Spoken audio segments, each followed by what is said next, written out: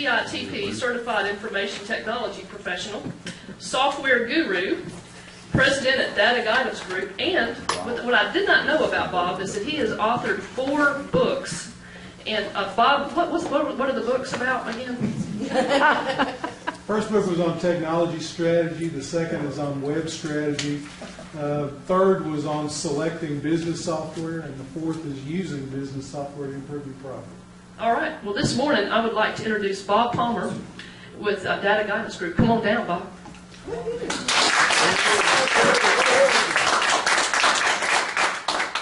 Coach, while I'm getting electronic stuff on, did you have something you wanted to ask or something? Oh, no, I was just going to mess with Joe a little bit.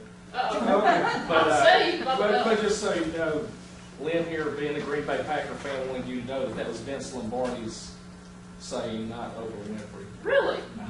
Really? Well, it was on the net, so thank you for correcting me. No, I'm the one that said it. I get a hiccup here. I tend to move around a little bit. I know she's trying to film me, so I'm going to try to stand still today. Let me tell you a little bit about where this presentation came from. Somebody asked me a few months ago to do a presentation to a group of people to tell them how to use their software better. The problem was it was all size businesses, individuals, and so I came up with 7 things that really work for anybody. If you're an individual, you can use some of this. If you're a small business, you can use this. If you're a large business, hopefully you'll get something out of it. So the first thing I want to give you is some information on something that's called the social media connector for Outlook. All of you know that you should be making friends on Facebook and that you should be connecting to people on LinkedIn.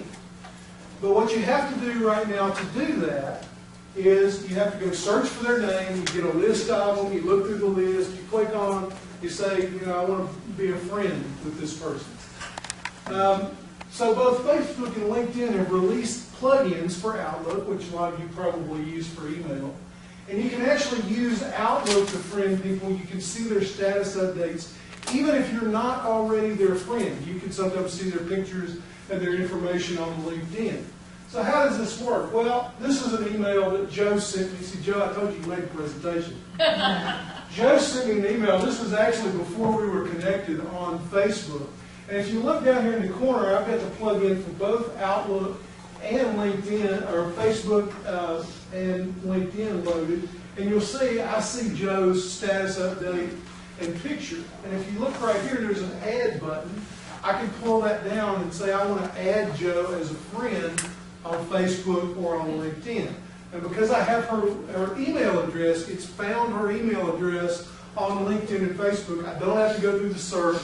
I don't have to do anything but click this button and say add, and it pops the web page up in the case of Facebook, and I say I want to be her friend. So this is something you can get for free. You'll also notice this turns on something that's called the journal in Outlook, which will collect all the emails, all the meetings you have with a person, and allow you to see them under these tabs. So you can use Outlook as kind of a sales information center, sales contact manager. The other thing you get on this is on the other corner, if you have more than one email, you'll get little icons and you can click back and forth. This one you see has kind of an orange box around the first one, which is Joe. So you can actually do multiple people at the same time. Where do you get it? Go to Google, search for Outlook Facebook Connector, and you will find the first link will take you to this page, which is on the Microsoft site. And you have a choice of these 2 options. Pick this one if you have a 64-bit operating system. Pick this one if you have anything else, except for a Mac. If you have a Mac, you are out of luck. So, unless you're running Windows on your Mac. So this is for Windows. Where do you get the LinkedIn plugin? Go to linkedin.com/Outlook, and you can find the LinkedIn plugin at that location. All right, number 2 suggestion: automate your business cards. So you came here today, and you'll probably leave with a stack of business cards if you do your networking right. And what are you going to do with that stack of business cards when you get back to your office? You're going to stick them in your pocket, and you're going to put them on your desk, and you're going to think, I should really enter these business cards in Outlook, and they're going to wind up dumped in a drawer somewhere, or Could do them like that. yeah, you can put a rubber band around them, but they're not going to make it into Outlook, let alone into your other products that you might have. So if you have a smartphone, there are applications for almost all of your smartphones that you can use to take a picture of the business card, and they'll actually load it into the smartphone database. And then if you have a connector to go to Outlook or whatever your email product is, you can upload them directly. So I have an iPhone. But there's several products like this for the iPhone. The one I use is called CardSnap. So what happens is you go to a screen like this, you take a picture of the business card, you hit the submit button, and it uploads it to a server that does the magic, and when it's ready, it comes back down here where you can go in and you can see it, you can edit it. Sometimes it can't read the card and it'll tell you that. You may take another picture of it or actually go in and enter them. This will then load it into your contacts in your phone, and eventually that'll sync to Outlook if you have that set up. If you don't have it set up, you have an iPhone, you do this through iTunes. If you have another smartphone, you do it through whatever your sync application is. Okay, number 3. Now that you have those email addresses, you need to stay in contact with them. A lot of people call this drip marketing, right? So where you send people something on a regular basis. And how do you do this?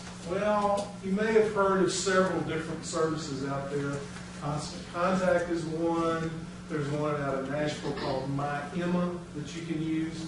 But there's a free one that's called MailChimp. And it's cute, but it also is very functional. With MailChimp, you can have a list of up to 2,000 names, and you can send up to 12,000 emails a month to that list of 2,000 names. They've just doubled this, by the way. It used to be 1,000 and 6,000. I don't know anybody that sends this many emails. If you're sending, well, I think about it. I do know some people that send this many emails. They're the ones that I say, this is junk. And they go to my junk mail.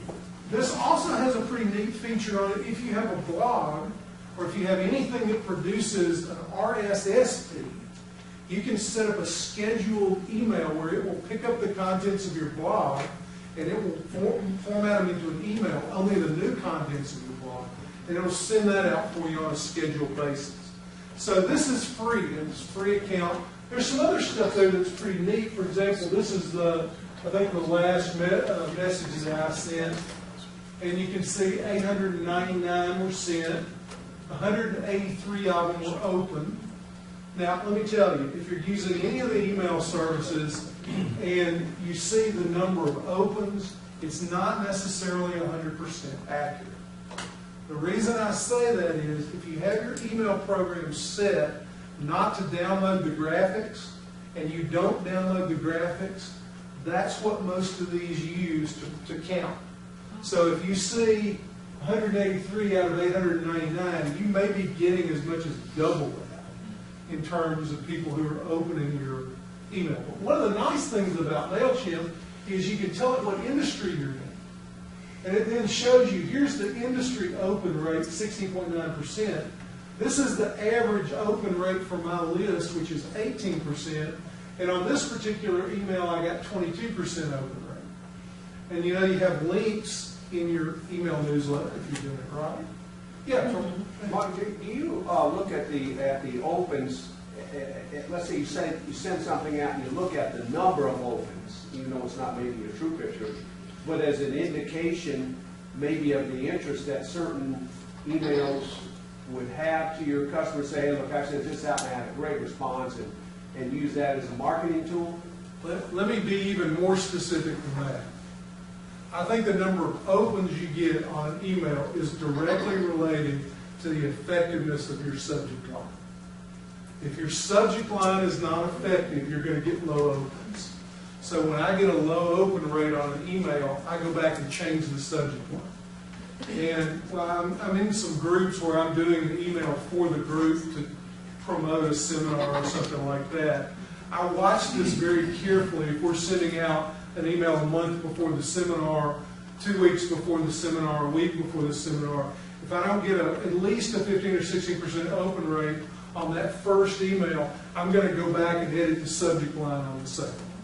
So it's a strategic. Clicks is also important because clicks says something about the content of your email.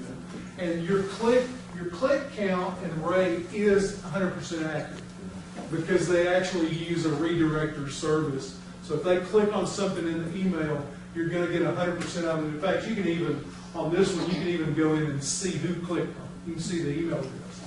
And it tracks opened, unopened, click rate. You can see that's a link. You can click on that and see who those 35 clicks were. You can also see who clicked more than once on this particular tool. Yeah. I'm just interested in the bounce rate. I've seen On the what? The bounce. I've seen that before. Okay, this is an interesting tool because this actually, if you click on that, you'll see it divides your bounces into two categories. It has what it calls soft bounces. A soft bounce would be, I send an email to Joe. Joe has a Gmail account. She has a limit of a certain amount of emails she can store in that Gmail account, and it's full. So when I send the email back, I get a message back from that mail server that says, this account's full, I can't take your email right now. This, they call that a soft bounce. The other kind of bounce that it distinguishes is a hard bounce, which is I send an email to Joe at First Tennessee Bank. She doesn't work at First Tennessee Bank.